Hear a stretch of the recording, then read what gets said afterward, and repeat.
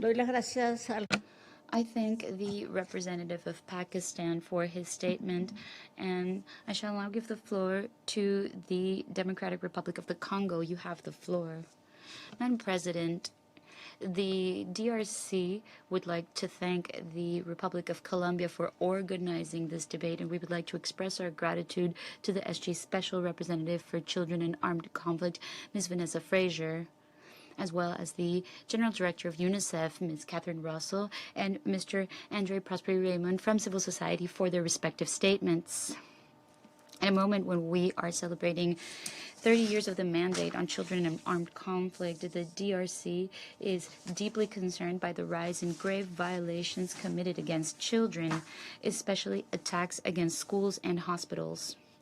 The use of explosive weapons in populated areas has devastating impacts for children, and it compromises their access to education. We firmly condemn all attacks against educational infrastructures, and we recall that schools should remain safe and protected spaces from any kind of military use. The DRC reaffirms that it respects the Geneva Conventions of 1949 and their additional protocols of 1977, as well as IHL and the International Law of Human Rights, the rights of children, as well as relevant resolutions of the Security Council, especially Resolution 2601 of 2021, as well as the Declaration on Safe Schools and the Principles and Commitments of Paris and the Vancouver Principles. Madam President, protecting children constitutes a national priority. The DRC is continuing in its efforts to prevent and combat the 6 grave violations identified by the United Nations: recruitment and use of children, sexual violence, murders, mutilations, kidnappings, attacks against schools and hospitals, as well as the denial of humanitarian access. In the framework of Resolution 1612 of 2025, our countries collaborating with the United Nations on the Technical Joint Group on Children in Armed Conflict, the implementation of the roadmap signed in 2012 to put an end to recruitment and the use of children has allowed for important progress, especially the fact that the DRC was eliminated from the list of countries whose armed forces recruit and use children. The DRC has also strengthened its legal framework by criminalizing the recruitment and use of children with the support of UNICEF and its partners. It is implementing DDR programs in order to favor the sustainable reintegration of children affected by armed conflict. Nevertheless, stigma against these demobilized children, as well as a lack of resources, continue to be considerable challenges.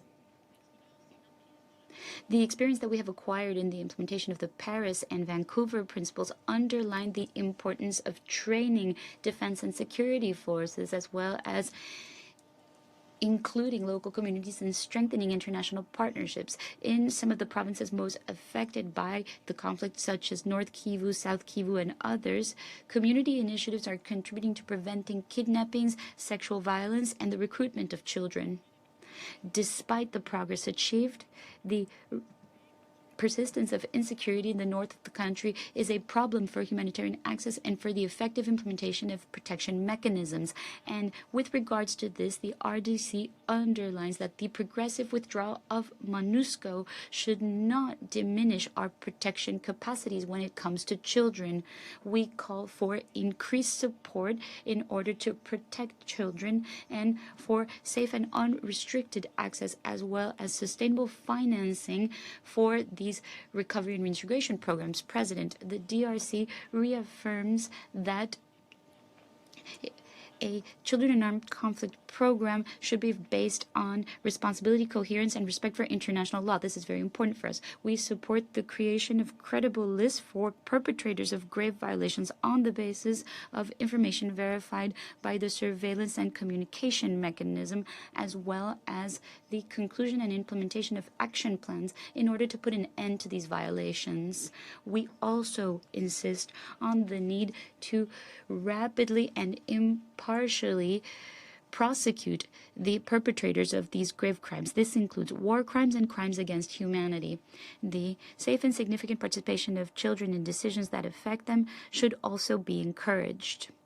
The DRC calls for enhancing surveillance mechanisms as well as mechanisms for notification and response, as well as the effective implementation of the principles and commitments stemming from Paris, Vancouver, and the Declaration on Safe Schools, as well as the Declaration on Explosive Weapons in Populated Areas. We also underline the need to ensure inclusive access to education for all children affected by conflicts, especially girls, children who are refugees, children who have been internally displaced, and children living with a disability. To conclude, Madam President, the DRC reaffirms that protecting children in armed conflicts constitutes a legal obligation, a moral imperative, and an essential condition to build a sustainable peace. We call upon the Security Council and, in fact, all member states to enhance the implementation of existing commitments. We call upon them to invest more in protecting children and to ensure that the perpetrators of grave violations are accountable for their actions. I thank you.